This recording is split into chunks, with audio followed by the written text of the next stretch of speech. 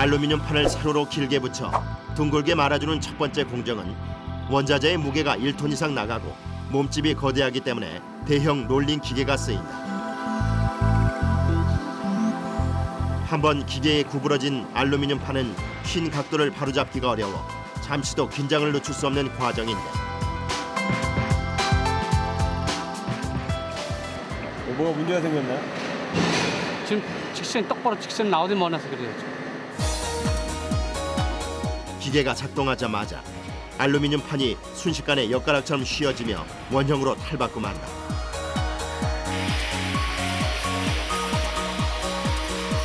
원통의 끝부분끼리 붙여주기 위해서는 용접 단계를 반드시 거치게 된다. 안팎으로 판의 이음새를 녹여 용착시킨 후 제작될 탱크로리의 종류에 따라 분류하고 내부에 특수처리 공정을 하는데 유류와 식품류, PVC 원료 운송용 탱크는 알루미늄의 표면을 매끈하게 만들어주는 그라인딩 작업자의 손으로 넘어간다. 이거는 아마 세정 제품, 퐁퐁이라든지 뭐 비눗물 같은 거 그런 거 지금 담기에서 좀 따고.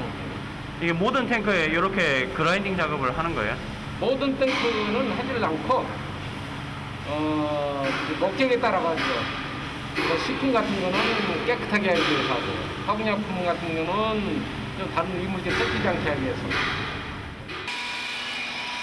일반 그라인더보다 10배가량 빠르게 돌아가는 장비로 금속 표면을 깎아내다 보니 마찰을 줄이는 윤활제를 묻혀가며 작업하고 있다. 이렇게 4번 이상 손질해야 탱크에 담는 물질의 오염을 방지할 수 있는데 오염이 많이 되죠. 자칫하면 거칠고 그러면은 오염 물질이 많이 끼어 있지. 그게 곱게 흘러내리기 위해서 깎아주는 거지. 이건 거칠게 깨끗하게 하는 처음부터 끝까지 수작업이기 때문에 13.5kg의 그라인더를 자유자재로 털을 수 있는 숙련공이 작업을 맡는다. 하지만 아무리 숙달된 기능공이라도 미세하게 날리는 알루미늄 가루와 하루 종일 계속되는 그라인딩을 마치고 나면 지칠 수밖에 없는데 작업에 열중한 뒤 그의 손은 한겨울에도 뜨겁게 달궈져 있다. 손바닥에 멍이 다 들 정도예요. 멍이 드셨어요? 그럼 항상 그러는 뭐 기계 잡고 일하니까 항상 멍이 그냥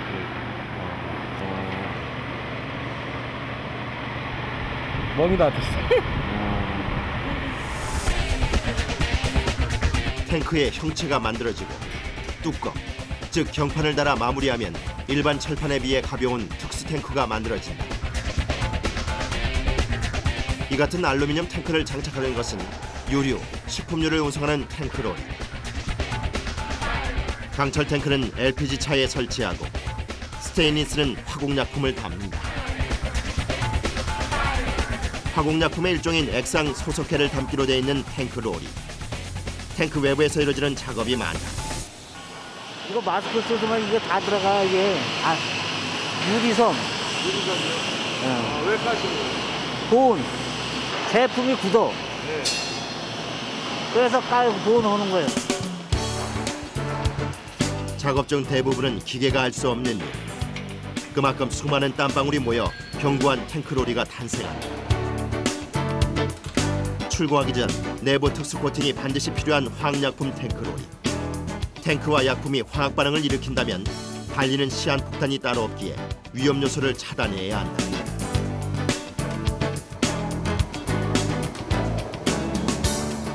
염산 같은 거 담는 거하고 또 황산이나 폐산 담는 거하고 고무 재질이 다 틀려요. 전부 다. 염산이나 폐산 같은 거는 천연고무로 해가지고 생고무로 만들어가지고 붙여가지고 그냥 사용해요. 안 그러면 철이 sak아버리니까. 10년 이상 구축되지 않는 튼튼한 탱크는 전문가의 손길이 닿아야 비로소 완성되는데 깊고 어두운 탱크로 통하는 유일한 입구이자 출구. 이들은 작은 구멍 속으로 몸을 집어넣는데 거침이 없다. 고무를 부착하기 전 철제 표면에 접착제를 4번 바르는데 이곳에 실리는 약품과 코팅할 고무가 접착제의 종류를 결정한다.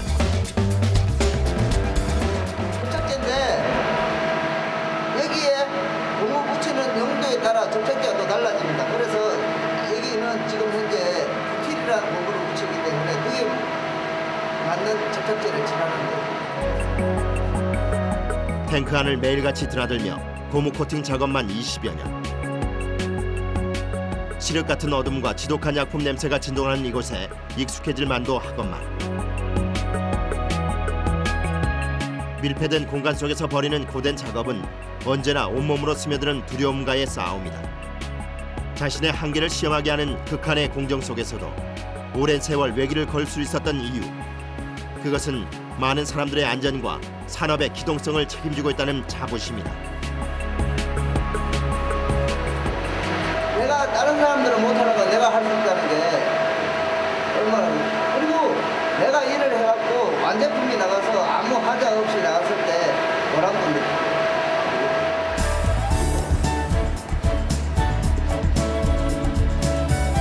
마지막 4차 접착제 도포가 모두 끝났다. 이제 건조되기를 기다렸다가 고무를 재단에 붙이는 공정으로 넘어가면 되는데 고무 부착 작업에 들어가기 전 잠시 탁 트인 공간에서 숨을 돌려본다. 황산에서 발생하는 열은 170도 이상. 탱크 내부에 코팅하는 것은 그 열기를 견딜 수 있는 뷰틸 고무다. 재단할 때는 고무판에 칼을 비스듬히 대고 얇게 뜨듯이 자르는 게 중요한데 비스듬히 자르시는 거예요? 예. 그래야 그 접착이 좋아요. 안 그러면 이게 벌렁벌렁 벌어지는 끝머리가 저 벌어지는 확률이 많거든요. 그러니까 이거 접착 좋게 하기 위해서 이렇게 칼질을 해줘야 돼요. 곡선을 이루는 모서리까지 완벽하게 코팅하기 위해 전문가의 솜씨가 발휘된다. 탱크의 단면을 그대로 옮기듯이 재단된 고무. 재단이 끝나면 고무 코팅이 시작된다. 이때 탱크의 내부에 발랐던 접착제는 휘발성이 강해 독성은 날아가고 접착력만 남기 때문에 별다른 안전장비 없이 고무 부착이 가능하다. 늘 그랬듯 작은 흠집 하나도 용납하지 않는 이들. 철과 고무 사이에 작은 공기방울만 있어도 대형 사고로 이어지기 때문에 작업 내내 긴장을 늦출 수 없는데 같은 부위를 수백 번, 수천 번 매만지게 된다. 문지르는 노랑. 이 속에 공기가 없도록 하는 게 첫째 주 목적이고, 접착을 일단은 무조건 접착을 시켜야 되니까 접착 시키는 과정에서 공기를 없애야 된다. 그게 이제 하나의 노하우죠. 어떤 처음에 하시는 분들은 이 안에 공기가 엄청나게 많이 들어가요. 바깥과 통하는 유일한 구멍. 내부의 공기를 순환시키기엔 턱없이 작기만 하다. 때문에 작업 중 체감 온도는 40도 가까이 되는데 이마에 맺히는 땀방울은 항상 최선을 다하는 이들의 뜨거운 열정이다. 보기 좋은 게 먹기도 좋다고. 왜냐면은 뭐 깔끔하게 하는 게 좋죠. 탱크는 안 보이잖아요. 탱크 안에는. 그런데 대부분이 다른 사람들 다 그런 생각을 하는데 자부심을 갖고 일을 하는데 막 삐뚤삐뚤하게 일하는 것보다는 빤딱하게 하고 일을 해놨을 때 매무새가 있을 때는 좀 보기도 좋을 거고, 많이 삐뚤삐뚤하면은 아무래도 애간상으로도 안 좋잖아요.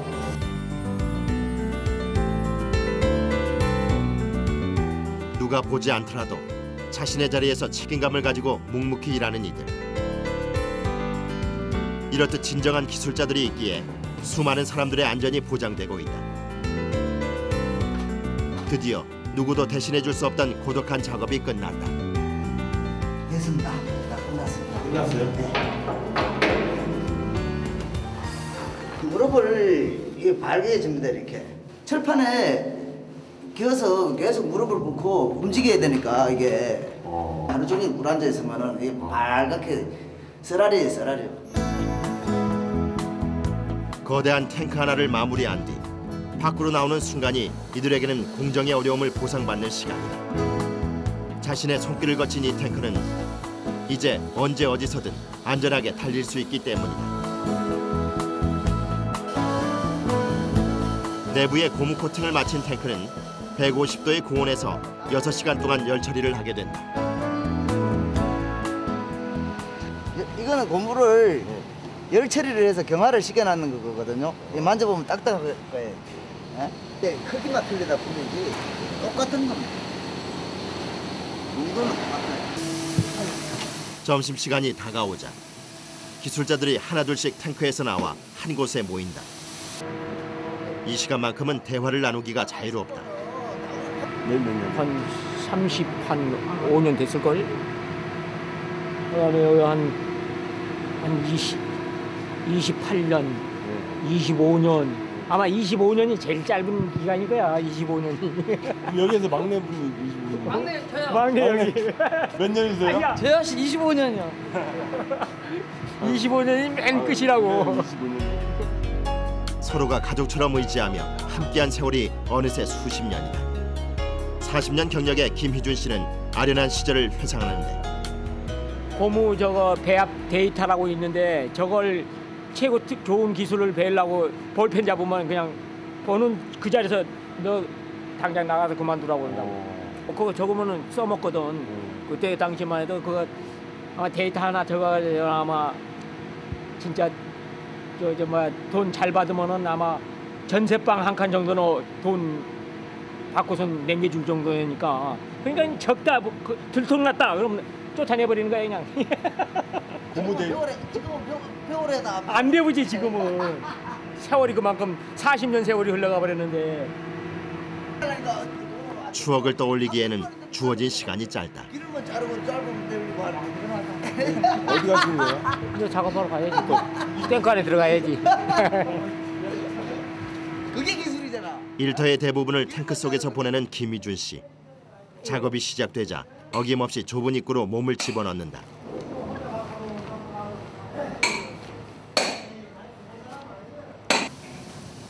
앞만 보며 걸어온 40년 세월. 이 분야에서 인정받는 그지만 지나온 길이 순탄치만은 않았다. 이 본드칠을 하는데 그 밖에서 용접을 한 거야. 용접을 했는데 그 가스가 이런 근육으로 타고 나가니까 그 용접 불똥이 튀어가지고 그냥 불이 붙어버린 거야. 가스에 타고 올라온 거야. 그게 한 사람은 죽고 나는 살아나왔는데 그게 그게 22년 정도 됐는데 그때 아찔했어 진짜. 이거 굉장히 위험한 일이야 이거. 이거 장난 아닌 거야 이 일이.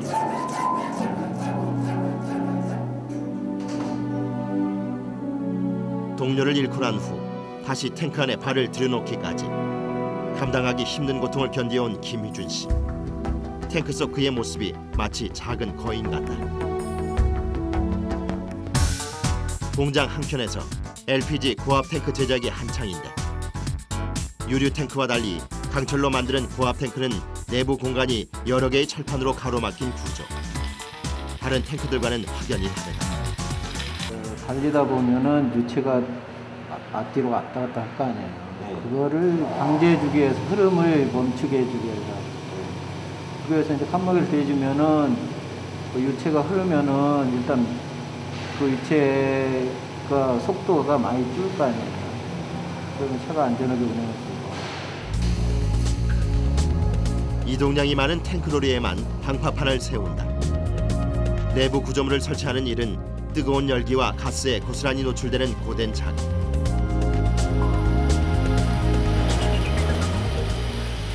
밀폐됐으니까 공기가 안 통하잖아요. 땀이 많이 나니까 좀 힘들죠. 어두컴컴한 탱크 안을 밝히는 그라인딩 불꽃. 탱크 속 작업은 시간이 길어질수록 기술자의 필요함이 더해지기 때문에 신속하고 정확하게 하는 것이 관건이다. 내부 중앙에 기둥처럼 방파판을 설치하면 탱크 양쪽으로 맨홀이 있는 경판이 달린다. 바깥에서 경판을 고정시킨 후 비좁은 구멍을 통해 내부로 들어가 또다시 용접을 해야 하는데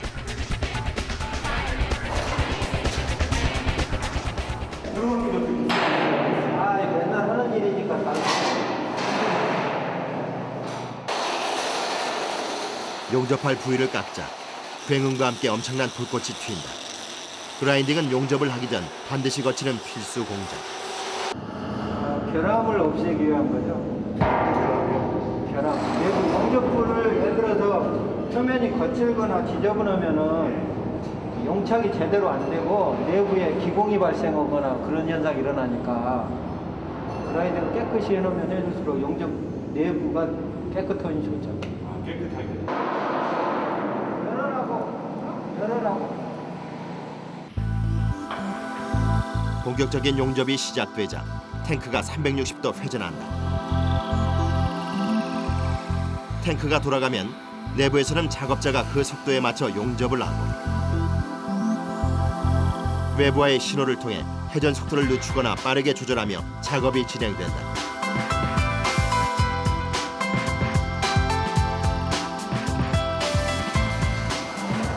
탱크 속에서 용접을 하다 보면 유해가스가 대량으로 발생하는데 사방이 막힌 밀폐된 공간에서 용접공들이 의지할 것은 오직 집진기뿐이다.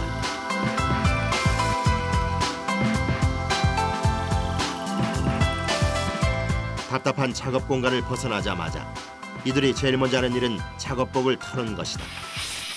온몸을 감싸고 있던 뜨거운 열기와 먼지를 에어 분사기로 걷어내고 작업을 마친다.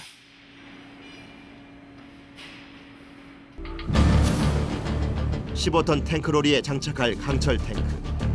녹이 쓴 표면을 깎아내기 위해 다른 작업장으로 옮겨왔다. 이 녹을 제거를 해가지고 우리가 그 배트를 도장을 하면은 녹도 안 나고 깨끗하고 한 20년도 써도 녹이 안 나요. 이제 접착이 잘 돼가지고. 예. 이 상태에서 페인트를 도장을 하면은 다 뺏겨져 도로. 페인트가 일어나버려. 사방에서 쏟아지는 철가루를 피할 곳 없는 작업장. 그 속에 들어가려면 온몸을 감싸는 보호구는 필수다. 두터운 가죽 보호구를 입으면 작업자가 블라스팅 도중 호흡에 어려움을 느낄 수도 있기 때문에 산소 공급 호스도 반드시 장착해야 한다. 쇼트볼 블라스팅은 도장의 효과를 극대화시키기 위해서 꼭 거쳐야 하는 표면 처리 공작. 녹을 제거하고 일정한 패턴을 철판에 새겨줌으로써 균일한 도막이 형성된다.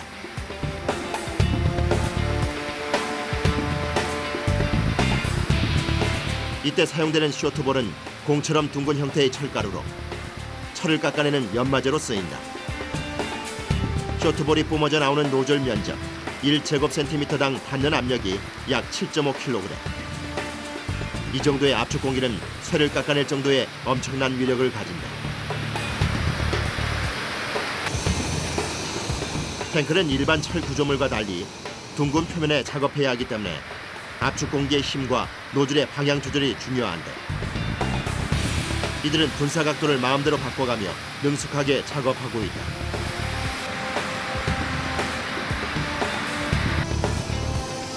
세 시간의 작업을 마친 뒤 가쁜 숨을 몰아쉬며 나오는 사람들. 답답했던 숨통을 트여줄 여유도 잠시. 다음 공정을 준비한다. 이제는 쇼트를 다 쳤으니까 에어를 불고 이제 페인트를 발라야죠. 붉은 녹을 완전히 제거한 탱크. 특수 페인트 도장을 위해 또 다른 작업장으로 이동한다. 우선 페인트에 시너를 섞어 스프레이 작업이 가능하도록 점성을 조절하는데 녹방기 위에 해가지고 강도가 센 거 이걸 여기에 칠해주면 녹이 안 나, 비 맞아서. 지하에 저장되는 탱크와 달리 도로 위에서 수명을 다하는 탱크로드 때문에 빗물에 의한 부식을 막고 외부 충격에도 견딜 수 있는 특수 페인트로 도장한다. 두께 30mm를 유지하며 곡선으로 이루어진 탱크의 표면을 도장하기는 쉽지 않은 일. 때문에 탱크 도장은 오랜 세월 다양한 탱크를 작업해본 순영공들의 몫이다. 감으로 해놓은 거지, 감. 시작 때는 아 이거 얼마를 발라야 된다. 그리고 좀딱 가면에다가 해가지고 뭐한 20년 했으니까 이거 뭐 완전히 빠끔이. 딱 얼마 바르면 얼마 나온다는 것까지. 대형 스프레이건으로 탱크의 외벽을 모두 칠하는 데 걸리는 시간은 대략 2시간. 이렇게 2번의 단계를 거쳐야 도장이 마무리된다. 탱크가 매끄럽게 빛을 발하는 것을 보면 이들의 눈빛도 반짝인다. 내가 20년 동안 페인트를 발랐지만 이 거래 제보 보고 어디고 발전한 사람 다 돌아다녀봐도 내가 칠한 거는 진짜 이뻐. 그래? 네, 이뻐. 내가 칠한 거는 알지.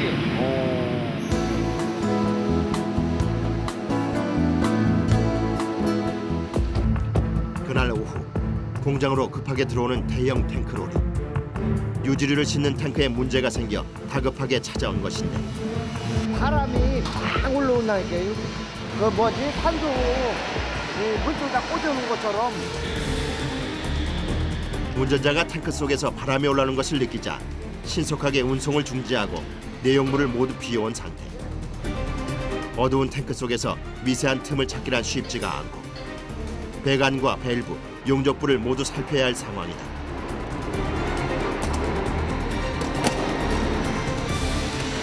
있는 거 전부 다 가져가 봐요.